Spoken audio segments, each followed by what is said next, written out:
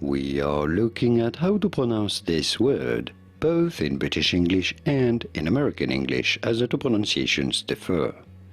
In British English, this is normally pronounced as glacier, glacier, glacier, with an emphasis on the first syllable.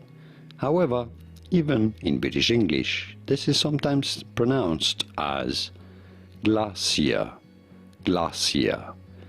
Those two pronunciations are correct for British English. In American English, however, this is usually said as glacier, glacier, with a sh sound.